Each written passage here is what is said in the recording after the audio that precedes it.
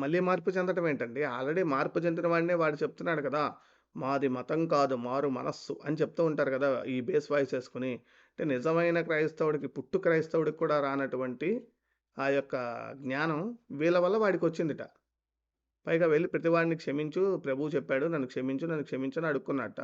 వాళ్ళు నువ్వే మారావు మేము మారవా అంటే, ఏమిటండి ఇదేమన్నా ద పాపుల పోటీనా ఇది? నీకంటే నేనెక్కువ పాపం, నాకంటే నువ్వెక్కువ పాపం. ఒక పాటుంటుంది. నీకంటే పెద్ద వెధవాయిను నేను, చవటాయను నేనని ఒక పాత పాటుండేది. అట్లా నీకంటే పెద్ద పాపిని నేను. కాదు, కాదు నేనే పెద్ద పాపిని. నా దగ్గరికే దేవుడొస్తాడు. కాదు నువ్వేం పాపాలు చేసావు? చిల్లర పాపాలు. నేను చేశానురా పెద్ద పెద్ద పాపాలు. నా దగ్గరికొస్తాడు అని కొట్టుకుంటారా ఏంటి ఈ పాపులంతా కలిసి? సరే. నేను చెప్తాను, వీక్షకులు కూడా చాలా గమనించండి. ఏ వ్యక్తి కూడా మార్చలేడు. చాలామంది ఏదో మతం మార్చేశారు, పలానా వాళ్ళు దింపేశారు. ఎందుకంటే నేను నా బండి మీద వాక్యాలకు స్టిక్కర్స్ ఉంటే, "ఎవరిదిరా ఈ బండి?" అని అడిగారు నా ఫ్రెండ్స్. "ఇది నాదే" అన్నాను. "మరి ఇలాంటి యేసు ప్రభు వాక్యాలు ఉన్నాయి ఏంటి?" అని అడిగారు వాళ్ళు. "నేను యేసు ప్రభు నమ్ముకున్నానంటే నిన్ను కూడా దింపేశారా?" అంటున్నారు వాళ్ళు. ఎవరు దింపరండి. ఆయన దర్శించాడు కాబట్టి నేను మారాను తప్ప, ఏ వ్యక్తి కూడా మారిస్తే మార్చేది కాదు. ఇది నేను ఎరిగిన సత్యం. ఇది ఎరిగిన సత్యం గాదు. వీడి బొంద సత్యం. వీళ్ళ ఫ్రెండ్స్ అడిగింది నిజమే. నీకు వేద మంత్రాలు రావు గదా! అందుకని ఏం చేయాలో తెలియక బతుకు తెరువు కోసం ఈ వాక్యాలు చెప్పుకుంటానికి మొదలుపెట్టావు. నువ్వు ఎప్పుడైతే ఆ శని దోషం పోయి శుక్రమహర్దశ వస్తుందన్నప్పుడే నువ్వు భ్రష్టుడివి అందులో. కనుక నీకు ఏదీ రాదు. ఆడు చదువు ఫెయిల్ అయ్యే ఉంటాడు ఖచ్చితంగా. కనుక ఏమీ చేతగాక ఇట్లా చేస్తే పాపం ఆ స్నేహితులు కూడా చెప్పారట, "అరేయ్! నువ్వు బ్రాహ్మణ పుట్టుక పుట్టావురా ఇలాంటివి తప్పురా" అని చెప్తే కూడా వీడు వినిపించుకోలా. నేను దేవుడినే నమ్ముకున్నా అనేదో ఒక కథ చెప్పి వెళ్ళిపోయి ఉంటాడు. వాళ్ళు నాకు తెలిసిన వాళ్ళు కొట్టి కూడా ఉంటారు. తర్వాత విందాం ఏం చెప్పారో. అలాగా నేను నా అనుభవంలో ఇలాంటివి జరుగుతూ వచ్చినాయండి. ఒక రోజున ఈ బైబిల్ చదవాలని నాకు చాలా ఆసక్తి. ఎందుకంటే ఆయన నాతో మాట్లాడాడు. నా జీవితాన్ని చూపించాడు. నా స్నేహితుల దగ్గర దేవుడు నాకు చూపించిన ప్రతి పాపాన్ని ఒప్పుకుంటూ వస్తున్నాను. ఎప్పుడైతే ఇంకా దేవుడు చూపించిన ప్రతి పాపాన్ని నేను ఒప్పుకుంటున్నానో, నాలో తెలియని ఇంకా గొప్ప సంతోషం. కీర్తనాకారుడైన దావీదు 23వ కీర్తనలో అంటాడు కదా! "నా గిన్నె నిండి పొర్లుచున్నదని" ఎలా చెప్తున్నాడో, అలాగా దేవుడు ఎప్పుడైతే ఈ పాపాలను నేను ఒప్పుకుంటున్నానో, ఆ సంతోషాన్ని నన్ను ఇంకా నింపుతున్నాడు. నేను నా జీవితంలో ఇంత సంతోషం నేను ఎప్పుడు అనుభవించలేదు. నా పూర్వీకులు చెప్పిన పద్ధతులు గాని, నేను అనుసరించిన వాటి గాని, వాటిలో లేని సంతోషం. ఇంకా చాలామంది ఏమనుకుంటారంటే, మనశ్శాంతి కొరకు తాగితే బాధలు మర్చిపోతాను. అది తాగి దిగిపోయిన తర్వాత ఏమంటే మళ్ళా బాధలు వస్తాయి. కానీ యేసు ప్రభుని నమ్ముకున్న నా జీవితంలోకి ఆయన ఎప్పుడైతే వచ్చాడో, ఎంత సంతోషాన్ని అనుభవించానో, అది నేను మాటల్లో మీకు చెప్పలేను. అది నేను అనుభవించాను. అలాంటి సంతోషం మీరు కూడా ఈయన మాట్లాడితే నేను పూజలు చేశాను, నేను వేదం చదివానని ఇవన్నీ చెప్తున్నాడండి. ఈయన పూజలెక్కడ చేశాడు? నేను దొంగతనం చేశాను, తాగానని చెప్తున్నాడు. ఇంకేం పూజలు చేస్తాడు? వేదంలో ఈయన ఏం వేదం చదువుకున్నాడో ఈయనకే తెలీదు. అంటే ఈయనకి పూజలు రావు, వేదము చదువుకోలేదు, సంస్కృత శ్లోకాలు రావు, ఏమీ రావు. ఏమీ రాకుండా నేను చాలా సంతోషాన్ని పొందాను. పొంగి పొర్లుతోంది నా హృదయం అంటే, పోన్లే నా జీవితానికి ఏదో ఒక బతుకు తెరువు దొరికింది. నన్ను నమ్మే గొర్రెలు కొంతమంది నా అనునుయులు ఎవరో తయారవుతారని చెప్పి సంతోషపడడం తప్పితే, వేరే విధంగా ఎలా సంతోషపడతాడు ఇలాంటి వాడు? ఏముందని సంతోషపడతాడు? కోవాలని నా జీవిత సాక్ష్యం మీకు చెప్తున్నాను. వీక్షకులు ఆలోచించండి. ఏవండీ? ఇలాగా నా జీవితంలో జరుగుతుంది. ఒక రోజున బైబిల్ చదువుతున్నాను. ఇలాగ ఒక కాలేజీ బుక్‌లో పెట్టుకొని డైరెక్ట్‌గా చదివితే నా ఇంట్లో వాళ్ళు ఒప్పుకోరని. ఇంట్లో వాళ్ళు తిడతారు మా అని ఇంట్లో చెప్పి. వాళ్ళు తిడతారు. వాళ్ళు వేరేగా మాట్లాడతారు. ఇప్పుడు మీరు ఇలా బైబిల్ చదువుతున్నారు కదా! అదే ప్రకారంగా మీరు గుడిలోకెళ్ళి అర్చనలు చేస్తున్నారండి? లేదండి. చేయడం నేను ఆప్ చేసేసాను. దాంట్లో నేను కొనసాగలేను, నేను చేయలేనని ఇంకా నేను వారికి యేసు ప్రభు నమ్ముకున్నానని చెప్పలేదు. హ్మ్. నేను రాలేను, నేను చేయలేనని వారితో చెప్పడం జరిగింది. హ్మ్. అయితే నీకేమైందిరా అని నన్ను తర్కించారు. మీరన్నట్టుగా నేను ఆ విషయాన్ని జ్ఞాపకం చేసుకోలేదు. అయితే మా ఇంట్లో అడిగారు, "నువ్వెందుకు నువ్వు రావట్లేదు ఆలయానికి, అర్చకత్వానికి ఎందుకు రావట్లేదని" అడిగారు. నేను అడిగితే నేను రాలేను అని వాళ్ళకి నేను డైరెక్ట్‌గా చెప్పలేకపోయాను. కొద్ది కాలం. అయితే ఒక రోజున బైబిల్ చదవాలని చాలా ఆశ ఉంది. ఒక కాలేజీ బుక్‌లో పెట్టుకొని చదువుతున్నాను. ఆ! నేను అర్చకత్వానికి ఎందుకు రాలేను అని అడిగినప్పుడు వాళ్ళకే చెప్పొచ్చు కదా! నేను తాగాను, తాగుతున్నాను, నేను అబద్ధాలు చెప్తున్నాను, దొంగతనం చేస్తున్నానంటే వాళ్ళే ముడ్డి మీద 2 తన్ని అవతలికి పంపించేవాళ్ళు. నువ్వు అర్చకుడిగా పనికిరావురా వెధవా అని చెప్పి. అది చెప్పుకోలేక దానికి మళ్ళీ ఏదో ఒక కథ చెప్తాడు. ఏదో ఒక కథ చెప్తాడు. ఇప్పుడు విందాం. ఆ కథ ఏంటో విందాం. చదువుతుంటే విగ్రహముకు అర్పితమైనవి తినకూడదు అని కొరంథీ పత్రికలో దేవుడు ఆ వాక్యం చదువుతున్నప్పుడు మాట్లాడాడు. ప్రభువా మా ఇంట్లో ఉన్నవన్నీ విన్నారు కదా! ఇప్పుడు విన్నారు కదా! విగ్రహానికి అర్పితమైంది తినకూడదని చెప్పి మానేశానని చెప్పుకుంటున్నాడు. నేను దొంగని, నేను తాగుబోతుని అందుకని మానేశానని చెప్పుకోవట్లా. విగ్రహాలే కదా! అంటే మా అమ్మగారు కనీసం పాలు నైవేద్యం పెడితే గాని కాఫీ ఇచ్చేది కాదు. ప్రభువా కాఫీ మానేస్తాను భోజనం ఎలా మానాలి? అని మా అమ్మగారి దగ్గరికి వెళ్లి, అమ్మా నేను యేసు ప్రభువుని నమ్ముకున్నాను. నైవేద్యం పెట్టింది నేను తినను. నాకు వేరేగా పెట్టంటే, జాగ్రత్త సుమి మన ఇంటా వంట లేదు. నువ్వు భ్రష్టుడు అయిపోతావు జాగ్రత్త అంది. అమ్మ నువ్వు ఎన్నైనా చెప్పు. నేను మాత్రం యేసు ప్రభుని నమ్ముతాను. ఎందుకంటే చనిపోవడానికి నేను ఆ ట్రైన్‌కి తల కింద పెట్టేయడానికి వెళ్ళినప్పుడు ఆయన నన్ను రక్షించాడు. నన్ను దర్శించాడు. మరి అలాంటి ఆయన్ని నేను ఎలా విడిచిపెడతాను? ఏవండీ ఇప్పుడు ఈయన ఆ తల్లికి వెళ్లి చెప్పాట.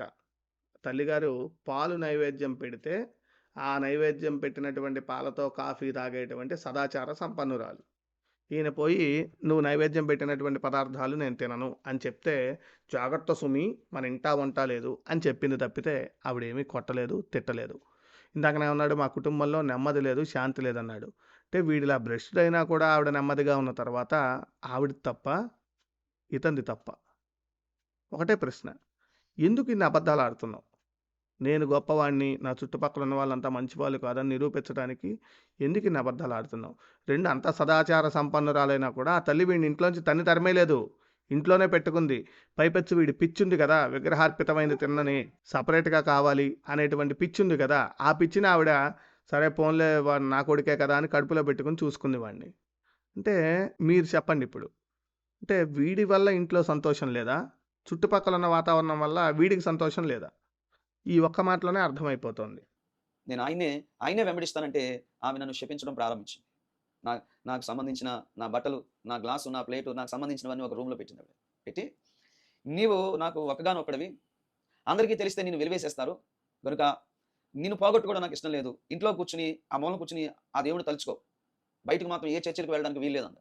అమ్మ ముక్కు మూసుకొని ఎంతసేపు ఉండగలవని అడిగాను మా అమ్మగారు. అంటే ఆమె అంటుంది, "నీవు ఇలాంటి ప్రశ్నలు నాకు ఎదురు చెప్తున్నావు. ఎప్పుడు ఎదురు చెప్పేవాడు కాదు." అంటే నేనన్నానమ్మా, ఆయన నేను చనిపోవడానికి సిద్ధంగా ఉన్నప్పుడు నన్ను ఎవరు ఆపలేదు. చాలా సార్లు ఏడ్చాను. ఇంట్లో ఈ సమస్యలేంటి? ఇంట్లో ఈ సమాధానం లేకపోవడం ఏంటి? ఈ గొడవలేంటని చాలా సార్లు నీ దగ్గర ఏడ్చాను. చాలా సార్లు ఎందుకు ఏడ్చావు? నువ్వే వెధవ పని చేసి నువ్వే ఎందుకు ఏడుస్తున్నావు? అసలు ఆ తల్లిగారిని ముందు ఆవిడని తిట్టాలండి. వీడిని తరిమేసి బయటికి పంపించేసుంటే ఈరోజు ఈ దరిద్రం మనకుండేది కాదు. వీడిని ఇంట్లోనే పెట్టుకొని ఓ మూల పెట్టి వీడికి కంచము, గ్లాసు అన్నీ ఇచ్చి "నువ్విక్కడే ఉండరా బయటికి వెళ్ళొద్దు. ఎవరికీ చెప్పొద్దురా నాయనా. నువ్వు నా ఒక్కగానొక్క కొడుకువి" అని బతిమిలాడుకుంటే, "నువ్వు ముక్కు మూసుకొని ఎన్నాళ్ళుంటావు" అని మళ్ళీ వీడు వెధవ ప్రశ్నలేస్తున్నాడు.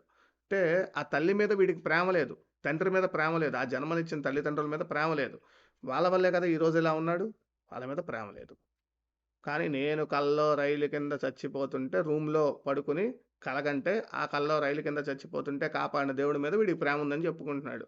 మనుషులు ఆ డబ్బు కోసం ఎంత నీచానికి దిగజారిపోతారు. కానీ ఇప్పుడు నాకు ఎంత నెమ్మదిగా ఉన్నానో, ఎంత సంతోషంగా ఉన్నానో నువ్వు చూస్తున్నావు కదా! అంటే ఆవిడంది, "నీ కర్మ నేను చెప్పాను. ఎవరికైనా తెలిస్తే నిన్ను ఇంట్లో ఉండనివ్వరు" అంది. సరే నేను కొంచెం మనసులో అనుకున్న ప్రభా నేనేం తప్పు పని చేయట్లేదు కదా! నా తల్లి ఇలా మాట్లాడుతుందేంటి? నన్నెందుకు ఇలా వేరు చూస్తుందేంటి ఆమె? అంటే దేవుడు అన్నాడు నాతో ఆయన నా మనసుకి ఒక మాట అనిపించింది. ఏంటంటే, మిమ్మల్ని లోకములో నుంచి వెలివేస్తారు. నా నామము నిమిత్తం మిమ్మల్ని ద్వేషిస్తారు. సమాజ మందిలో ఈడ్చిపెడతారు. ఇలాగా దేవుడు ఆ వచనాన్ని, ఆ మాట నాకు జ్ఞాపకం చేశాడు. మీకు పెళ్లయిందండి? లేదండి పెళ్లేం అవ్వలేదు. నాకు వివాహం లేదు. నేను బ్యాచిలర్‌గానే ఉన్నా. హ్మ్. దేవుడా తెలుసుకున్న కొత్తలో. అయితే మీకు నా వివాహం కూడా ఎలాగైందో కూడా మీకు నేను వివరంగా చెప్తాను. అయితే జరిగిన విషయం ఏంటంటే, మా అమ్మగారు నన్ను అలా మాట్లాడేసరికి దేవుడు నేను నిన్ను ప్రత్యేకపరుచుకున్నాను. నేను నిన్ను ఏర్పరచుకున్నాను. అంటే అప్పుడు నాకు సంతోషం అనిపించింది. అప్పటి నుంచి నేను బైబిల్‌ని చదవాలని చాలా ఆశ. ఇంకా చదవాలి, ఇంకా చదవాలి, ఇంకా చదవాలి. అయితే ఒక రోజున కాలేజీ బుక్‌లో పెట్టుకొని బైబిల్ చదువుతున్నా. చదువుతుంటే మా నాన్నగారు నా దగ్గరకొచ్చారు. వీళ్ళ నాన్నగారొచ్చి "అరే రామకృష్ణ ఏం చదువుతున్నావు?" అని అడిగారట. ఈయన "ఏం లేదండి" అని పుస్తకం మూసేసి మరలా ఆ బైబిల్ ఓపెన్ చేస్తే, ఎవడైతే జనాల ముందు నేను తెలీదని చెప్తాడో, వాడు పరలోకంలో నాకు తెలీదని నేను చెప్తా అని చెప్పాడట ఆ పుస్తకంలో. సరే నేను తప్పు చేయట్లేదు. నేనేం పాపం చేయట్లేదు. అందరి ముందు ధైర్యంగా చెప్తా. ధైర్యంగా చదువుతా అని వీడు నిర్ణయించుకున్నట్ట. ఆ తర్వాత వాళ్ళ నాన్నగారి పినతల్లి అంటే వీళ్ళ బామ్మగారొచ్చి భగవద్గీత చదువుతూ "అరే! ఏం చదువుతున్నావురా" అంటే "నేను బైబిల్‌ని చదువుతున్నా" అని చెప్తే, "జాగ్రత్త సుమి మన ఇంటా వంట లేదని" చెప్పిందట. ఏవండీ ఎవరైనా అలా చెప్తారా పెద్ద మనుషులు? నీకేం పోయే కాలంరా బుద్ధి లేదా? ఆ పుస్తకాలు చదవటం ఏంట్రా? ముందు ఇవన్నీ చదువు. ఇందులో లేనిది అందులో ఏదుందో అప్పుడు చెప్పరా మాకు అని చెప్పి వాళ్ళు అడగాలి. సరే వాళ్ళు అదే అడుగుంటారు. లేదా ఇది అబద్ధం అయ్యి ఉండాలి. సరే ఈయనేం చెప్పాడట "నాకవన్నీ తెలీదు. నేను చావబోతుంటే నన్ను కాపాడిన దేవుడినే నేను నమ్ముకున్నా" అని చెప్పాడట. అదే నేను పుట్టి పెరిగి నన్ను ఈ వంశంలోకి అన్నారు. నాకింత విద్యాబుద్ధులు నేర్పించారు. నా తల్లిదండ్రుల్ని నేను నమ్ముకున్నాను. వాళ్ళు చెప్పింది చేస్తాను. వాళ్ళకి ఆనందాన్ని కలిగిస్తానని చెప్పలేదట. ఇది చెప్పాడట. "నువ్వే చూసావు కదా! నాకెంత నెమ్మదొచ్చిందో, మా కుటుంబంలో ఎంత సమాధానం దొరికిందో" అన్నాడు. ఎందుకు దొరికింది సమాధానం? ఇంకా కష్టాలు, ఇంకా ఏడుపులు రావాలి. ఎందుకని? వీడు దొంగతనం, అబద్ధాలాడటం వీటిలతో పాటు అధర్మమైనటువంటి వీడి ధర్మాన్ని కానటువంటి ధర్మాన్ని ఆచరిస్తున్నాడు కదా! అందుకని ఇంకా ఏడుపులు రావాలి. అది వదిలేసి కుటుంబంలో నెమ్మదితనం వచ్చింది చూసావా అని ఆ బామ్మకి చెప్పాడట. సరే ఆ బామ్మ ఏముందో విందాం. అంత దూరంలో ఉన్నారు ఆయన. ఒరేయ్ రామకృష్ణ ఏం చదువుతున్నావురా అన్నారు. ఏం లేదు నాన్నగారు అని బైబిల్ మూసేసాను. మూసేస్తే ఆ మూసేసిన తర్వాత మరలా ఆయన వెళ్ళిన తర్వాత నేను బైబిల్‌ని ఓపెన్ చేసి చదివాను. మత్తయి సువార్త 10వ అధ్యాయం 31 నుంచి 33 వచనం వరకు. ఎవరైతే మనుషుల ఎదుట నన్ను ఒప్పుకోరో పరలోకంలో దేవుని దూతల ఎదుట మిమ్మల్ని గూర్చి నేను ఎరుగను అని అక్కడ ఒక మాట రాయబడింది. అప్పుడు నేను చేసేది తప్పు పని కాదు కదా! నేను చనిపోవడానికి వెళ్ళినప్పుడు వెళుతున్నప్పుడు ప్రభు నన్ను దర్శించి నా బ్రతుకుని మార్చాడు కదా! ఇంత సంతోషం ఇచ్చాడు కదా! ఆయన గ్రంథాన్ని నేను ఎందుకు ఈ మనుషుల కొరకు భయపడాలి? ఈ మనుషులు నన్ను ఏం చేస్తారు అని ఒక ధైర్యం వచ్చింది. అయితే ఒక రోజున ఇంక రేపటి దినాన్ని నుంచి నేను ఏం చేయాలి? బైబిల్ చదవాలి. బైబిల్ నేను చదవాలి. ఓపెన్‌గా చదవాలి. మనుషులు ఏమనుకున్నా నాకు పర్వాలేదు. వెలివేసినా పర్వాలేదు. నన్ను విడిచిపెట్టినా పర్వాలేదు. నేను బైబిల్‌ని ఓపెన్‌గా చదువుతాను అని మాకొక ఇలాగా లోగి కింద ఒకటుంది. సందు కింద. ఆ సందులో కూర్చొని బైబిల్ చదువుతున్నాను. బైబిల్ చదువుతుంటే మా నాన్నగారు, పినతల్లి గారు అంటే మాకు చిన్నబామ్మ గారు అవుతారు. ఆయనకి పినతల్లి, మాకు చిన్నబామ్మ గారు. "ఒరేయ్ రామకృష్ణ ఏం చదువుతున్నావురా" అని వచ్చింది. ఆవిడ చేతిలో ఏమో భగవద్గీత ఉంది. నా చేతిలో బైబిల్. బైబిల్ చదువుతున్నాను బామ్మ అంటే, "జాగ్రత్త సుమి మన ఇంటా వంట లేదు దాన్ని తీసి పారేయ్" అందావిడ. నేనే అన్నాను, "తీసి పారేయడానికి కాదు, ఈ గ్రంథమే నన్ను రక్షించింది. దీనిలో ఉన్న యేసు ప్రభు నేను మరణానికి సిద్ధమవుతున్నప్పుడు ఆయన నన్ను రక్షించాడు. నేను ఆయన్ని ఎలా విడిచిపెడతాను? అంటే మన ఇంటా వంట లేదు కదరా! నువ్వు అర్చకుడురా, నీవు అయ్యప్ప భక్తుడు కదరా! ఎందుకు ఆ దేవుళ్ళలోకి వెళ్ళావు?" అంటే నేనన్నాను, "అవేమీ నాకు తెలీదు కానీ యేసు ప్రభు నన్ను దర్శించాడు. నేను ఆయన్ని నమ్ముకున్నాను. ఆయన నమ్ముకున్న దగ్గర నుంచి నాకు నెమ్మది కలిగింది. ఇంట్లో సమాధానం వచ్చింది. మా ఇంట్లో కూడా పూర్వం ఉన్న పరిస్థితులు కాకుండా ఆ పరిస్థితులు కూడా మారినాయి. మీకు ఇందాక ముందు మీకు చెప్తూ వచ్చాను నేను. మా ఇంట్లో ఒకరి పట్ల ఒకరికి ప్రేమ లేదు, గొడవలతో ఉన్న మా కుటుంబంలో సంతోషం ప్రారంభమైంది. ఆ మార్పు నాకు ఇంకా సంతోషం అనిపిస్తుంది. ఎన్ని ఎన్ని రకాల ప్రయత్నాలు చేశాను. కానీ ఎవరి దగ్గర నుంచి కూడా నాకు జవాబు రాలేదు కానీ ప్రభువైన యేసుక్రీస్తు వారు నా హృదయంలోకి వచ్చినప్పుడు, నా జీవితంలోకి వచ్చినప్పుడు నాకు నిజమైన సంతోషం కలిగింది. అయితే ఇలాగా జరుగుతూ ఆవిడ నాతో మాట్లాడుతుంది. నేనన్నాను, "బామ్మ నాకు మనశ్శాంతి వచ్చింది బామ్మ" అని నేను ఆవిడకి చెప్తున్నాను. చెప్తుంటే నేనన్నాను, "బామ్మ నీ చేతిలో ఉన్నవాడు ఏం చెప్తున్నాడు? నా చేతిలో ఉన్నవాడు ఏం చెప్తున్నాడు ఒకసారి ఆలోచిద్దామా" అన్నా. అప్పుడు అంది, "నీకు ఎవరో నూరు పోసుంటారా?" అన్నాడు. నాకు ఎవ్వరూ నూరు పోయలేదు. ఆయన నన్ను దర్శించాడు. చాలామంది వీక్షకులు మీరు కూడా ఆలోచించండి. చాలామంది దింపేశారు. లేక ఏదో ఎవరో మతం మార్పించేలా చేశారు. ఇంకోటి కూడా మీకు చెప్తాను. చాలామంది నన్ను ఏమన్నారంటే, ఎవరో క్రైస్తవుల అమ్మాయిని ప్రేమించుంటాడు. ఆ అమ్మాయి వీడిని మతంలోకి మార్చేసిందని మా యొక్క బంధువులు, నా స్నేహితులు కూడా చాలామంది అన్నారండి. కానీ యేసు ప్రభు అలాంటి వాడు కాదు. ఇక్కడ నుంచి వినండి. నెమ్మదితనం వచ్చింట, చాలా సంతోషం వచ్చింట. ఎందుకొచ్చిందో మరి ఈయనకే తెలియాలి. నీ పుస్తకంలో అంటే భగవద్గీతలో ఏముందో, బైబిల్‌లో ఏముందో చూసుకుందాం రా అని అడిగాట. ఇప్పుడు భగవద్గీత గురించి ఏం చెప్తాడో చూద్దాం మనం. ఆయన స్వయంగా నన్ను దర్శించాడు. దాన్ని బట్టి మారాను. వీక్షకులు దీన్ని ఆలోచించండి. సత్యం ఎరగండి. ఇది విమర్శించడం కాదు. నేను సత్యాన్ని తెలుసుకున్నాను. అలాగండి నా యొక్క ఇంట్లో ఇలా జరుగుతూ వస్తుంది. అయితే ఒకరు మా బామ్మగారికి నాకు మర్చిపోయాను. ఆ సందర్భం కూడా మీకు చెప్తాను. ఇది మాట్లాడుతున్నాడు. "బామ్మ నీ చేతిలో ఉన్నవాడు ఏం చెప్తున్నాడు? నా చేతిలో ఉన్నవాడు ఏం చెప్తున్నాడు ఒకసారి ఆలోచిద్దామా" అన్నా. "నీ చేతిలో ఉన్నవాడు ఏం చెప్తున్నాడు? దుష్ట శిక్షణ, శిక్ష రక్షణ అని చెప్తున్నాడు. మరి నా చేతిలో ఉన్నవాడు ఏం చెప్తున్నాడు తెలుసా? దుష్టుల కొరకు, పాపుల కొరకు." వీడు ఎంత వెధవో ఇక్కడే అర్థమవుతోంది. దుష్ట శిక్షణ, శిష్ట రక్షణ అంటం రావట్లా వీడికి. శిక్ష రక్షణ అంటున్నాడు వీడు. అంటే వీడికి ఒక వేదము, ఒక సంస్కృతము ఏమీ తెలీదు వీడికి. అంత వెధవ. పైగా ఇది భగవద్గీతలో చెప్పేత్త. ఆ పుస్తకంలో ఏం చెప్పబడంట? పాపుల కొరకు, పాపులను రక్షించడం కొరకే పుట్టాడు అని చెప్పాట. ఏం చెప్పాడు? క్రీస్తు యేసు ఈ లోకానికి వచ్చాడని. మరి నాలాంటి పాపి కొరకు, నాలాంటి పాపాత్ముడి కొరకు యేసు ప్రభు ఈ లోకానికి వచ్చి నేను చేసిన పాపాల కొరకు ఆయన సిలువలో మరణించాడని నేను నమ్మిన ఈ గ్రంథంలో చెప్పబడుతుంది. అదే మరి. అదే చెప్పేది. మేము చెప్పేది కూడా అదే. పాపుల కొరకు వచ్చిన దేవుడు కాబట్టి ఆయన పాపాత్ముడైన దేవుడని చెప్తున్నాం.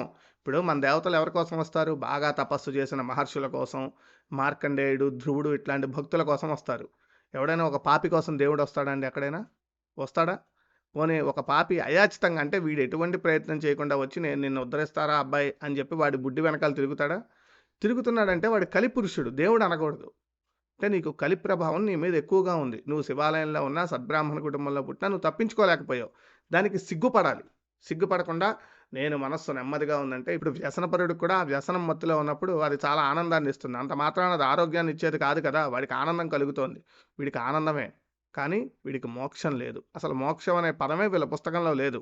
వీళ్ళకు ఉన్నది ఒకటే పరలోకము, నరకలోకము. మోక్షం అనేది లేదు. మోక్షం అంటే ఏంటో కూడా వీడికి తెలీదు నాకు తెలిసి కనీసం. సరే తర్వాత విందాం. నా పాపాలకు విరుగుడు యేసు ప్రభులో కలిగింది బామ్మ అని నేను ఆవిడతో మాట్లాడుతుంటే మనం ఏం పాపం చేసామరా? ఉత్తమ కుటుంబంలో, బ్రాహ్మణ కుటుంబంలో మనం పుట్టాం. మనం పాపలం ఎట్లా అవుతామని నేను అన్నాను. బామ్మ చిన్నప్పటి నుంచి ఒక అబద్ధం కూడా వాడలేదా అని ప్రశ్న వేస్తే ఆవిడ తల దించుకుంది. ఆమె నాతో మాట్లాడుతుంది ఏంటంటే, మా బామ్మగారు వాళ్ళు యనమండుగురు తోటికోడలు. వాళ్ళు ఈ మధ్యాహ్న కాల సమయంలో విష్ణు సహస్రనామం, లలితా సహస్రనామం ఇలాంటివి వాళ్ళు చదువుతుండేవారు శ్లోకాలు. ఒక శ్లోకం నాకు బాగా గుర్తుంది. ఇది ఒక పెద్ద అబద్ధం. వింటూ ఉండండి. ఇప్పుడేం చెప్తాడో. బామ్మ నువ్వెప్పుడూ అబద్ధం చెప్పలేదా అంటే ఆవిడ తలదించుకుందిట. అప్పుడు ఆ బామ్మ తలదించుకొని ఉండదు. వీడిని జుట్టు పట్టుకొని, ఏరా నీ మతాన్ని ఆచరించేటువంటి క్రిస్టియన్స్ ఎవరు అబద్ధం చెప్పలేదా? ఇంతవరకు 2000 సంవత్సరాల నుంచి క్రిస్టియన్ మతంలో ఉన్నవాడెవ్వడూ అబద్ధం చెప్పలేదా? అసలు ఈ భారతదేశాన్ని 200 సంవత్సరాల పాటు అన్యాయంగా దోచుకొని పాలిస్తున్నామనే వంకతో ఇక్కడ ప్రజలను పీడించి రాచి రంపాన పెట్టి జలియన్ వాలాబాగ్ లాంటి అనేక మారణకాండలకు కారణమైనటువంటి క్రిస్టియన్స్ అందరూ కూడా యేసును చేరుకుంటారా?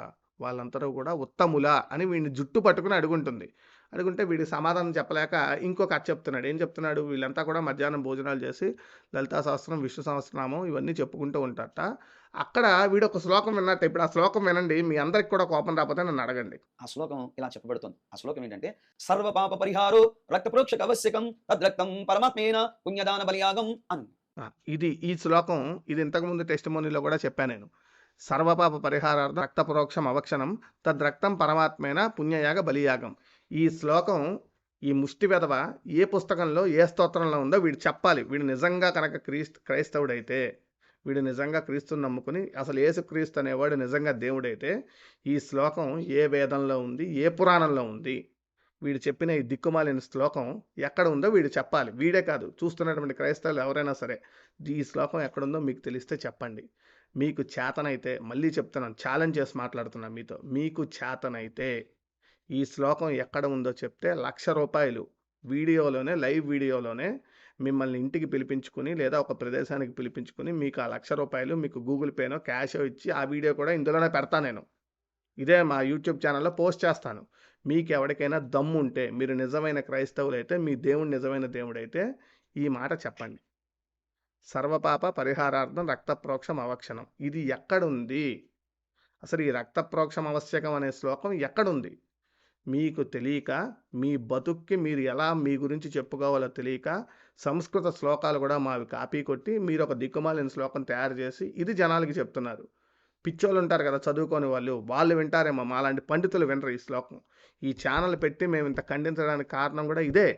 మీరు చెప్పేటువంటి అబద్ధపు మాటలు ఏవైతే ఉన్నాయో, ఇదొకటి ఓం కన్యాసుతాయ నమః అనేటువంటి నామం ఒకటి ఉంది దేవుడికని. ఇవన్నీ ఎక్కడున్నాయి? ఇవన్నీ మీ సొంతంగా మీరు క్రియేట్ చేస్తున్నారా? సరే, తర్వాత విందాం. బామ్మ దీనికి అర్థం ఏంటి చెప్పంటే, అర్థం తెలుసుకుంటే ఇంట్లో నుంచి వెళ్ళిపోతావు అబ్బాయి అంది. అప్పుడు నేను ఆ శ్లోకం అర్థం తర్వాత నేను తెలుసుకున్నాను. ఆ శ్లోకం అర్థం ఎలా ఉంది? సర్వ పాప పరిహారో అంటే సర్వజనుల యొక్క, మానవాళి యొక్క పాపముల కొరకు రక్తము చిందించడం ఆవశ్యకం. అంటే రక్తము చిందించకుండా పాప క్షమాపణ కలగదయా అని చెప్పబడుతుంది. ఎవరు రక్తం చిందించారు అంటే, నేను పూజించిన వారు ఎవరు కూడా రక్తము చిందించలేదు. మరి పాపం పోవాలంటే రక్తము చిందించబడాలని ఈ శ్లోకం చెప్పబడుతుంది. ఎవరు? అప్పుడు నేను మా బామ్మగారు ఆమెతో ఈ శ్లోకాన్ని గురించి మాట్లాడుతుంటే, త్వరలోనే ఇంట్లో నుంచి వెళ్ళిపోతావు అబ్బాయి అంది. ఈ శ్లోకం చెప్తే ఇంట్లోంచి వెళ్ళిపోతామని కాదు ఆవిడ చెప్పుండేది. ఆవిడేం చెప్పుంటుందంటే, దిక్కుమాలిన శ్లోకాలు లేనిపోనివి కల్పించి చెప్తే ఇంట్లోంచి తన్ని తగలేస్తాను, ఇంకా ఎక్కువ మాట్లాడితే ఊర్లో వాళ్ళందరికీ కూడా నీకు పిచ్చి కుక్క కరిచిందని చెప్పి ఊర్లోంచి కూడా బయటికి పంపించేస్తాం, పిచ్చి ఆసుపత్రిలో వేస్తామని చెప్పుంటుంది. అంతేగాని ఈ దరిద్ర శ్లోకం చెప్తే ఆవిడ భయపడాల్సిన అవసరం లేదు. పింతల్లి గారు, వీళ్ళ నాన్నగారి పింతల్లి గారు అంటే 80 ఏళ్ళలో ఉండుంటే ఆవిడ ఎన్ని శ్లోకాలు చదివి ఉంటుంది, ఎన్ని పారాయణలు? వీడే చెప్తున్నాడు కదా, రోజు మధ్యాహ్నం అన్నాలు తిని చక్కగా చదువుకుంటారని. అన్ని వందల సార్లు పారాయణలు చేసిన దగ్గర కూడా ఈ దిక్కుమాలిన శ్లోకం ఎక్కడ వచ్చి ఉండదు కదా. ఈ పిచ్చి పిచ్చి శ్లోకాలన్నీ ఎక్కడ ఎవరు అబ్బాయి అని చెప్పి వీడు 4 తన్ను ఉండాలి నాకు తెలిసి. వీడే చెప్పకుండా కవరింగ్ ఇస్తున్నాడు మనకి. పైగా ఏమంటున్నాడు, నేను పూజించే దేవీ దేవతలు ఎవరో కూడా రక్తం చెందించలేదు. అరే నీ దరిద్రపు మొహం కోసం ఏ దేవీ దేవతలు రక్తం చెందించాలి ఫస్ట్? అసలు అందరికీ ఇదే ప్రశ్న నేను అడిగేది. మీరు పూజ చేస్తే దేవుడు మీకు ఫలితం ఇస్తాడు, మీరు తప్పు చేస్తే దేవుడు దానికి శిక్షిస్తాడు. ఇది యూనివర్సల్ లా. చివరికి మన రాజ్యాంగంలో కూడా అదే ఉంటుంది. మీరు తప్పు చేస్తే శిక్షిస్తారు. చివరికి క్రీస్తు ఎక్కడైతే పుట్టాడో ఆ దేశంలో కూడా రాజ్యాంగమే అమలవుతోంది. మీరు చెప్పిన బైబిల్ అమలవట్లేదు. వాడు పాపం ప్రాయశ్చిత్తం పొందాడు, వాడు పాపి, వాడిని క్షమించండి అనట్లేదు, వాడికి శిక్షలే వేస్తున్నారు. కనుక మీరు చెప్పినటువంటిది ఈ భూమి మీద ఎక్కడా అమలు అవ్వట్లేదు. మేము ఏదైతే ధర్మాన్ని పాటిస్తున్నామో అదే అమలవుతోంది. సార్వత్రికంగా ప్రపంచమంతా అదే అమలవుతోంది. కనుక మీ లేనిపోని కళ్ళబొల్లి కబుర్లు చెప్పి జనాల్ని మభ్యపెట్టాల్సిన అవసరం లేదు. ఇంకా విందాం ఈ దరిద్రం. అయితే ఆమె ఇంకొక విచిత్రమైన మాట ఏం చెప్పిందంటే, నీవు పుట్టినప్పుడు తాతగారు నీ జాతకం రాశారు. ఆ జాతకంలో వీడు యుక్త వయసుకొచ్చేసరికి వింత చేష్టలు చేస్తాడు అన్నారు. నేను చెప్పానా మీకు యుక్త వయసొచ్చేసరికి వీడికి పిచ్చెక్కుతుందని ఆల్రెడీ ఆ బామ్మకి తెలుసు. అదే చెప్పుంటుంది. "ఒరేయ్! నీకు పిచ్చెక్కింది. నువ్వు పిచ్చి మాటలు మాట్లాడొద్దని" చెప్పుంటుంది. దాన్ని కూడా వీడు అందంగా కవర్ చేసుకుంటున్నాడు. యుక్త వయసొచ్చేసరికి వింత చేష్టలు కాదు అవి పిచ్చి చేష్టలంటారు దాన్ని. వింత చేష్టలు చేస్తాడు అన్నారు. ఆ వింత ఇదేనేమో అంటుంది ఆవిడ. యుక్త వయసుకొచ్చేసరికి అప్పటికి నాకు 18 సంవత్సరాలు. వీడు యుక్త వయసుకొచ్చేసరికి వింత చేష్టలు చేస్తాడనేది ఇది జరుగుతుంది తాతగారు చెప్పినట్టు అంది. సరే నేనన్నాను, బామ్మ నేను మాత్రం ఆయన తప్ప ఇంక ఎవరిని వెంబడించలేను. విన్నారు కదా ఇక్కడ మీరు. వీడికి అప్పటికి ఎంతండి? 18 సంవత్సరాలు. అంటే అప్పటికి వీడికి దొంగతనం, అబద్ధాలాడటం, తాగుడు, అర్చకత్వం చేస్తూ కూడా ఏ దేవీ దేవతనైతే పూజిస్తున్నాడో ఆ దేవీ దేవతలను వదిలేసి పక్క దేవతలను ఆరాధించేటువంటి దుర్మార్గపు దుర్బుద్ధి అన్నీ ఉన్నాయి వీడికి. వీడు మళ్ళీ నేను పాపిని, నన్ను దేవుడు కాపాడాడు అని చెప్పుకుంటున్నాడు వచ్చి మనకి. వీడంత దరిద్రుడు ఎవడు లేడని ఇంకొకసారి వీడే చెప్పాడు మనకి. అంటే ఆవిడ నీ కర్మ, నువ్వు త్వరలోనే ఇంట్లో నుంచి వెళ్ళిపోతావు. అయితే ఆమె వెళ్ళిన తర్వాత నేను కొన్ని ఇంట్లో మా పూర్వీకులు వాళ్ళు పెద్దలు మాట్లాడుకున్న కొన్ని విషయాలు నాకు విచిత్రంగా అనిపించినాయి. ఏంటంటే ఓం, ఓం, ఓం అనే మాట అర్థం ఏంటంటే వాక్కు రూపంలో ఉన్నవాడా నీకు స్తోత్రం అని ఉంది. ఓంకార స్వరూపుడైన దేవుడు వాక్కు రూపంలో ఉన్నవాడా అని చెప్పబడుతోంది. అది ఎక్కడుందని నేను మరలా బైబిల్ చదువుతున్నప్పుడు యోహాను సువార్త 1వ అధ్యాయంలో ఆది యందు వాక్యముండును, వాక్యము దేవుని యొద్ద నుండును, ఆ వాక్యమే దేవుడై ఉండెను అని ఉంది. ఒరేయ్! అసలు ఇదెక్కడుందిరా ముందు? ఓం ఓం ఓం అంటే వాక్కు రూపంలో ఉన్నవాడా నీకు స్తోత్రం అని ఏ వేదంలో ఉంది? ఏ పురాణంలో ఉంది? ఏ స్తోత్రంలో ఉందిరా? నీకు నోటికొచ్చింది చెప్తున్నావురా బాబు నువ్వు. నేనసలు ఈ వీడియో ప్రారంభంలో మీరు గమనిస్తే ఈయన అని ప్రారంభం చేసి వీడు చివరికి ఉరయ్ అని తిట్టాల్సొస్తోందండి. అంటే అసలు ఎంత దరిద్రంగా మాట్లాడుతున్నాడంటే అంత దరిద్రంగా మాట్లాడుతున్నాడు. కొట్టాలనిపిస్తోంది. ఎదురుకుండా ఉంటే కొట్టేయాలనిపిస్తోంది. అంటే ఒక పండితుడికి రోజు పూజ చేసుకునేటువంటి నాలాంటి సామాన్యమైన సాత్వికమైనటువంటి వృత్తిలో ఉన్నటువంటి వాడికి ఇంత కోపం వస్తుంటే, మామూలుగా ఉండేటువంటి హిందూ సోదరులు ఎవరైతే ఉన్నారో లౌకిక వృత్తిలో ఉండేటువంటి వారికి కోపాలెందుకు రావండి? అందుకే మీరు ఇళ్ళ మీదకొస్తుంటే పేడ నీళ్ళు కొడుతున్నారు మీ మొహాన. ఈ పేడ నీళ్ళు కాదు ఇంకేమన్నా కలిపి కొట్టాలి ఈసారి మీ మొహాన. మత ప్రచారం చేయడానికొస్తే పేడ నీళ్ళు కొట్టారు మొన్న ఏదో ఊర్లో. ఎందుకు కొట్టరు? ఇందుకే కొట్టేది. ఇలాంటి అబద్ధాలు ప్రచారం చేస్తే పేడ నీళ్ళు కొట్టక ఏం కొట్టాలి వీళ్ళ మొహాన? అప్పుడు నాకు ఓంకార స్వరూపుడైన దేవుడు వాక్కు రూపంలో ఈ లోకానికి వచ్చాడు. అంటే ఈ సృష్టి ఎలా కలిగిందని బైబిల్ చెప్తోందంటే ఆదికాండం 1వ అధ్యాయంలో దేవుడు వెలుగు కలుగును గాక అన్నాడు. అంటే ఆయన నోటి నుంచి వచ్చిన మాట శబ్దము ఏం కలిగింది? సృష్టి కలిగింది.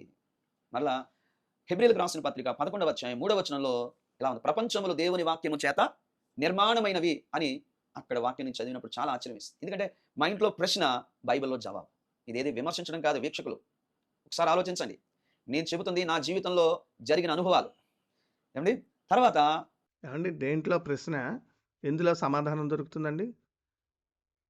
అంటే వీడు చెప్పిన ప్రకారం ఆ బైబిల్ రాసినప్పుడే సృష్టి ఆరంభమైందా? అంతకుముందు లేదా?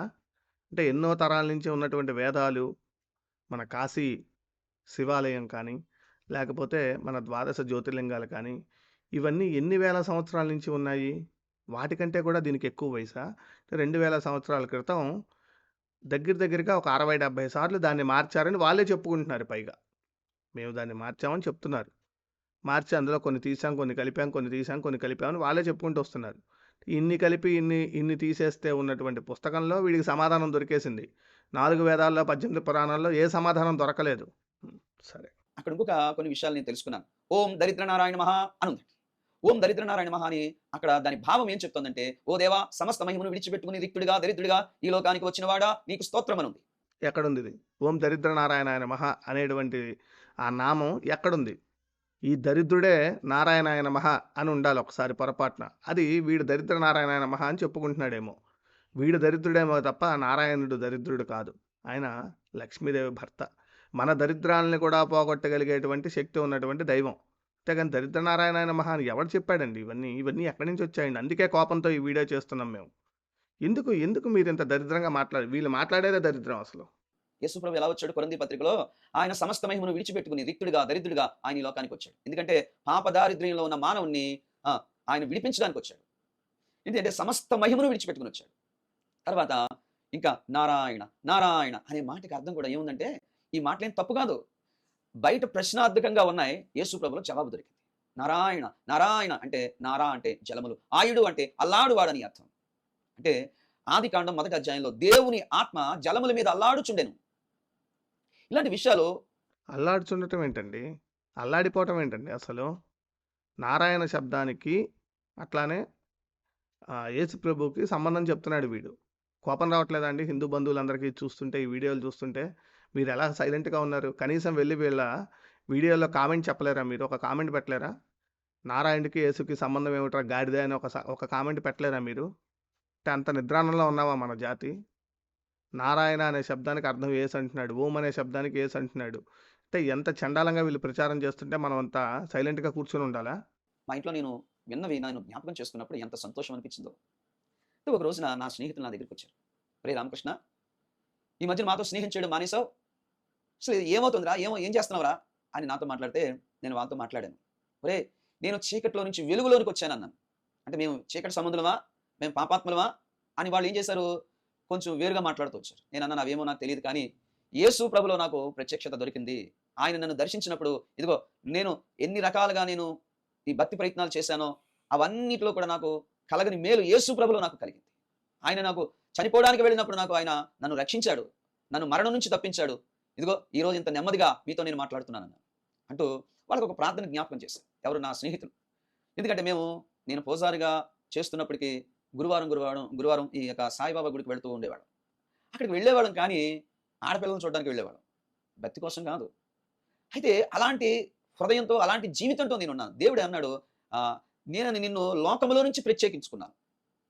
అంటే అలాంటి వాటికి దేవుడు నన్ను వెళ్ళొద్దు అని చెప్తూ ఒక ప్రార్థన వాళ్ళకి వినిపింపచేశాను. అదేంటంటే ఆ ప్రార్థన, అసతోమ సద్గమయ తమచోమ జ్యోతిర్గమయ మృత్యోర్మ అమృతంగమయ ఓం శాంతి శాంతి శాంతి అంటూ ఇది మనం హ్మ్. మరొక అబద్ధం ఇది. స్నేహితులతో చర్చ. ఏం చెప్తున్నట్ట? సాయిబాబా గుడికి వెళ్ళేవాడిని, అమ్మాయిల కోసం వెళ్ళేవాడిని అని చెప్తున్నాడు. అయిపోయింది. ఇందాకన్న నారాయణ అనే శబ్దం దానిలోంచే బైబిల్ పుట్టిందని బైబిల్‌కి సమాధి కట్టేశాడు. ఇప్పుడేమో అమ్మాయిల కోసం గుడికెళ్తున్నా అని వీడి క్యారెక్టర్‌కి పరిపూర్ణంగా సమాధి కట్టుకున్నాడు. యేసు సమాధిలోంచి లేస్తాడో లేవడో నాకు తెలీదు గానీ, వీడైతే మటుకు వీడు కట్టుకున్న సమాధిలోంచి ఇక లేవలేడు. దొంగతనం, అబద్ధాలు చేయటం, తాగుడు, తల్లిని కొట్టటం, అమ్మాయిల కోసం వెనకాల పడటం, వీడు చెయ్యని పాపాలేమీ లేవు. వీడిని ప్రత్యేకించుకున్నట్ట. అంటే ఇలాంటి దరిద్రుడిని ప్రత్యేకించుకోవాలి అంటే వాడిని ఇష్టదరిద్రుడే అయ్యుండాలి. భగవంతుడు అయ్యుండడు. నాకు తెలిసి వీడు కూడా మీ దేవుళ్ళని నేనెక్కడా తిట్టట్లేదండి. మళ్ళీ చెప్తున్నాను. వీడు దేవుడు అనుకునేటువంటి వాడు ఎవడైతే ఉన్నాడో, ఆ దేవుడు కూడా లేడు. వీడికి కనపడలేదు. వీడు కనిపిచ్చాడని ఊహించుకొని చెప్తుంటే మీరు వాళ్ళని ప్రచారం చేస్తున్నారు. మీరు వెళ్లి ఖండించాలి. నీకు దేవుడు కనిపించలేదురా అబ్బాయి, నీకు ఇంకా చాలా టైం ఉంది. నువ్వు సాధన చేయి కొన్నాళ్ళు. అప్పుడు మన దేవుడు కనిపిస్తాడని. సో వీడి వల్ల మాకు కాదు ప్రమాదం. మీకే ప్రమాదం. ఇలాంటి వీడియోలు రోజుకొకళ్ళు చేస్తారు రేపొద్దున. గంటకొకళ్ళు చేస్తారు. ఎందుకని ఇలాంటి సాక్ష్యాలు యూట్యూబ్ నిండా కొన్ని వందల వేలున్నాయి. ఈ వందల వేల సాక్ష్యాలకి నేనో, లేపోతే శివశక్తి వాళ్ళో, లేపోతే హిందూ జనశక్తి వాళ్ళో ఇట్లాంటి ఎవరో ఇద్దరో ముగ్గురో సరిపోము. ఇంకా కొన్ని వందల మంది చేస్తారు. రాధా మనోహర్ దాస్ గారు ఇట్లా చాలామంది ఉన్నాం కదా వ్యతిరేకంగా పోరాటం చేయడానికి. మేమందరం సరిపోము. గట్టిగా 10, 15 మంది ఉంటామేమో. ఇప్పుడు నేను కొత్తగా వచ్చాను. నన్ను వాళ్ళలో కలుపుకునేంత గొప్పవాడినేమి కాదు ఈ విషయంలో. సరే వాళ్ళందరూ సరిపోరు. ఇంకా ఇంటికొకటి రావాలి. ఇంటికొక టెస్టిమోనీ తీసుకొని, ఆ ఇంట్లో వాళ్ళంతా ఆ టెస్టిమోనీ చూసి ఇది ఎందుకు తప్పు అని వాళ్ళొక వీడియో చేసి యూట్యూబ్‌లో పెట్టాలి. ఆ స్థితి నేను కోరుకుంటున్నా. అలాంటి స్థితి రావాలి ఈ భారతదేశంలో. ఇది తప్పు, మమ్మల్ని మీరు అకారణంగా అంటున్నారు, మీరు ఊహించేది, మీరు ప్రచారం చేసేది శుద్ధ అబద్ధం అని ప్రతి హిందూ సోదరుడు ఒక వీడియో చేసి పెట్టగలగాలి. ఒక కొత్త టెస్టిమనీ మీద ప్రతి కొత్త కుటుంబం ఒక కుటుంబం ఒక టెస్టిమనీ తీసుకుంటాం, ఇది తప్పని యూట్యూబ్‌లో పెట్టడం. అలానే ఇంకోళ్ళు, అలా అందరూ పెట్టాలి. పెడితేనే వీళ్ళకి సిగ్గొస్తుంది. నిజంగా వీళ్ళు పూజించేటువంటి దేవుడే కనుక ఉంటే ఆయన కూడా సిగ్గుపడేంత పాపిగా ఉన్నాడు వీడు. ఇలాంటి పాపాత్ముడిని ముందుగా మనం ఏం చేయాలి అంటే ప్రాయశ్చిత్తం చేసుకోరా, మంచిగా బతుకు, ముందు నీ తప్పులన్నీ ఒప్పుకో, అలాంటి తప్పులు ఇంకెప్పుడు చెయ్యకు, ఇవన్నీ చెప్పి వీడికి ఒక మంత్రం ఇచ్చి కొన్ని సంవత్సరాలు జపం చేస్తే అప్పుడు పరమేశ్వరుడు వీడికి కనిపిస్తాడు. వీడిని ఎందుకు ప్రత్యేకించుకోవాలి అది నేను అడుగుతున్నాను. అసలు వీడి చదువా, సంస్కారమా, ఏముంది వీడి దగ్గర, గుణమా ఏముంది? ఎందుకు వీడిని దేవుడు ప్రత్యేకించుకున్నాడు? కనుక ఆ ప్రత్యేకించుకుంటాం అనే పదమే ఒక అబద్ధం. వీడు చెప్పేది పరమాబద్ధం. వాడుగా మాట్లాడుతున్నాం, ఈ ప్రార్థన చేస్తున్నాం. మరి దేవుడు నాకు దీనిలో 3 ప్రత్యక్షతలు ఇచ్చాడురా, అది యేసు ప్రభులో నాకు దొరికిందన్నాను.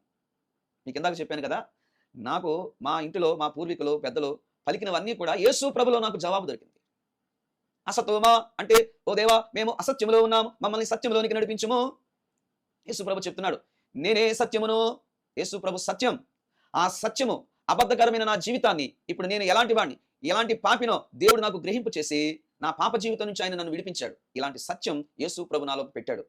తర్వాత తమతోమ జ్యోతిర్గమయ, తమతోమ జ్యోతిర్గమయ అంటే చీకట్లో ఉన్నాము దేవా మమ్మల్ని వెలుగులోనికి నడిపించుము.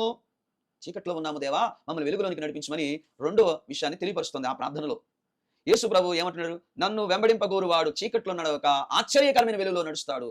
యోహాను 8:12 నేను లోకమునకు వెలుగై ఉన్నాను. మత్తయి 5 మీరు లోకానికి వెలుగై ఉన్నారు అన్నాడు. యేసు ప్రభు నన్ను వెలిగించాడు. నాలో ఉన్న అజ్ఞానాన్ని తీసివేశాడు. నాలో ఉన్న అంధత్వం నుంచి విడిపించాడు. అలాగే మూడో విషయం ఏంటంటే ఆ ప్రార్థనలో మృత్యోర్మ అమృతంగమయ అంటే మరణంలో నుండి మమ్మల్ని జీవంలోనికి దాటించుము దేవా అని ఉంది. అయితే దీని భావము నాకు యేసు ప్రభులో ఎలా దొరికిందంటే ఆయన ఎలా చెప్తున్నాడు? నా యందు విశ్వాసం ఉంచువాడు నశింపక నిత్య జీవమును పొందుతాడు. ఇలాంటి 3 సత్యాలు ఆ ప్రార్థనలో నాకు యేసు ప్రభు ద్వారా ఈ వీటికి జవాబు దొరికిందండి. అయిపోయిందండి. పూర్తిగా సమాధి కట్టేశాడు ఈ క్రిస్టియన్ మతానికి. ఎక్కడి నుంచి వచ్చింటా ఈ మతం? అసతోమ సత్కమయ, తమతోమ కాదురా, తమసోమ. ఆ తమసోమ అంటాం కూడా రాదు వీడికి. నేను మళ్ళీ శివాలయ అర్చకుడిని అని చెప్పాడు ప్రారంభంలో. తమసోమ జ్యోతిర్గమయ, మృత్యోర్మ అమృతంగమయ. ఇది ఆ శ్లోకం. అసతోమ సద్గమయ అంటే సత్గమయ, మంచి మార్గం వైపు, అసత్యమైనటువంటి మార్గం నుంచి మంచి మార్గం వైపు నన్ను మళ్లించు. అంటే ఇదిగో ఇట్లా అసత్యమైనటువంటి మతాల నుంచి మంచి మతం వైపు నన్ను మళ్లించు. తర్వాత తమసోమ జ్యోతిర్గమయ, ఎవడెవడో దారిన పోయే ప్రతివాడిని చూసి గాలిలో చేతులెత్తి నన్ను పిలిచాడు అంటున్నావు కదా, అలాంటి వాళ్ళందరినీ చూసి నేను దేవుణ్ణి అనుకుంటున్నానయ్యా.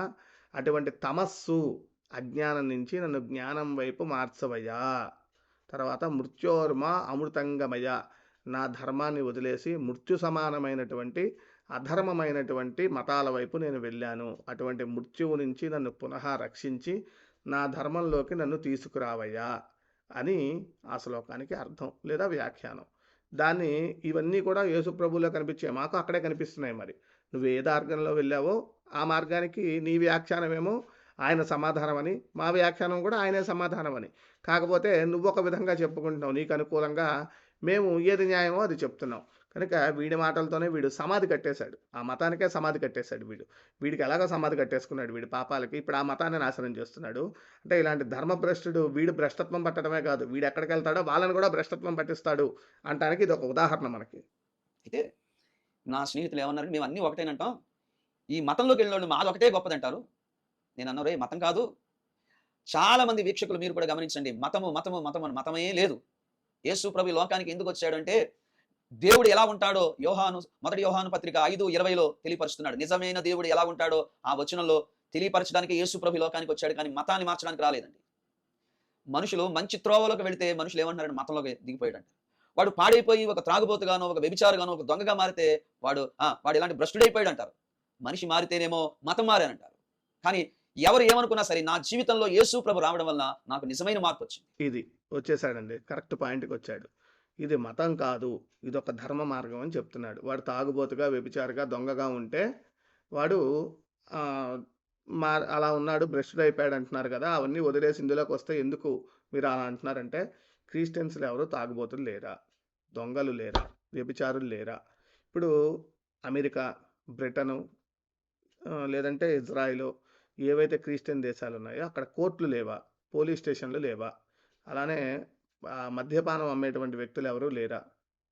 మీరు కనుక అబ్జర్వ్ చేస్తే విశృంఖలమైన శృంగారం కానీ విశృంఖలమైన మద్యపానం కానీ క్రిస్టియన్ దేశాలదే అగ్రస్థానం. అలానే విపరీతమైన నేరాలు ఎక్కడ జరుగుతున్నాయి? క్రిస్టియన్ దేశాల్లోనే జరుగుతున్నాయి. కనుక నువ్వు ముందు ఎవరిని బాగు చేయాలి? వాళ్ళని బాగు చేయాలి.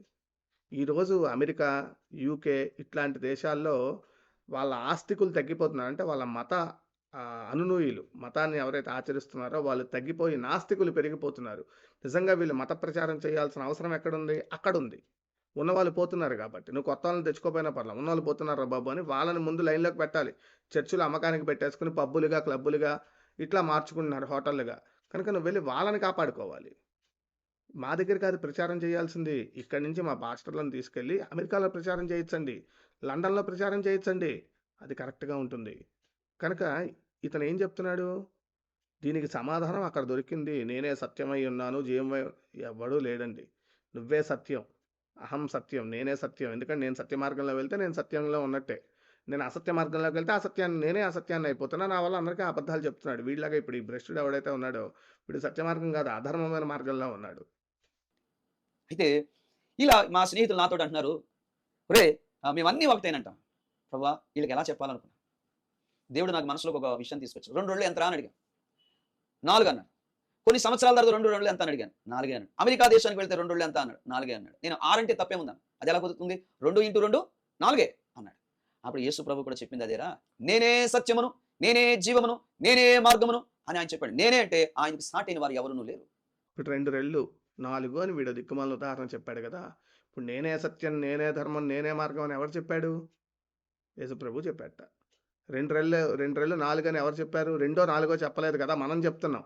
అంటే 2 × 2 4 అని చెప్పి మనం చెప్తున్నాం. అంతేగాని రెండో, నాలుగో వచ్చి చెప్పట్లేదు మనకి. వీళ్ళ లెక్క ప్రకారం చూస్తే 2 × 2 4 అని వీడు చెప్తున్నాడు. అది ఎక్కడైనా అంతే ఉంటుంది కదా! అట్లనే యేసుప్రభు కూడా నేనే సత్యం, నేనే ధర్మం, నేనే మార్గం అని ఏదో ఒకటి బట్టి కొట్టి చదివాడు కదా! అది ఎవరు చెప్పాలి? ఆ చుట్టూ ఉన్నటువంటి ఆ ప్రజలు. ఆచరిస్తున్నటువంటి ప్రజలు. లేదా ఆయన ఎక్కడ పుట్టాడో ఆ ఊర్లో, ఆ దేశంలో ఉండేటువంటి ప్రజలు చెప్పాలి. నంబర్ 1 మైనస్ ఏంటంటే వీళ్ళకి ఆయన పుట్టిన ఇజ్రాయిల్‌లో ఆయన్ని కనీసం చూడను కూడా చూడరు. పైపెచ్చు వీళ్ళెళ్లి అక్కడ ఏమైనా ప్రచారం చేస్తే వీళ్ళని విరక్కొట్టేస్తారు. లేదు అది వదిలేసేయండి. పక్కకి పోయి ఆ చుట్టుపక్కల ఉన్న ఇజ్రాయెల్ చుట్టుపక్కల ఉన్న అరబ్ కంట్రీస్‌లో ఎక్కడికైనా వెళ్లి యేసే సత్యం, యేసే ధర్మం, యేసే మార్గం అని వీడు పాట పాడాడనుకోండి, వీడి నెత్తిన ఓ బాంబేసి వీడిని చంపేస్తాడు. కనుక వీడెక్కడ దొరకాలి? అమాయకులు ఎక్కడుండేది ఆఫ్రికా, ఆసియా దేశాల్లో ఉండే మనలాంటి వాళ్ళ మీద పడి మనల్ని మార్చాలని చూస్తున్నారు వీళ్ళు. అంటే చెప్తున్నాం కదండీ! నీచత్వానికి పరాకాష్ట ఏదన్నా ఉంటే ఈ టెస్టిమోనీ వీడియోలే. మీకెప్పుడైనా జీవితం మీద విరక్తి కలిగి, ఇంతకంటే నా జీవితంలో లో స్టేజ్ ఉండదు, నేను చాలా దిగిపోయి ఉన్నాను అని అనిపిస్తే ఇలాంటి వీడియోలు చూడండి. మనకంటే ఎదవలు, మనకంటే దరిద్రులు ఉన్నారనే ధైర్యంతో మనం హ్యాపీగా ఉండొచ్చు.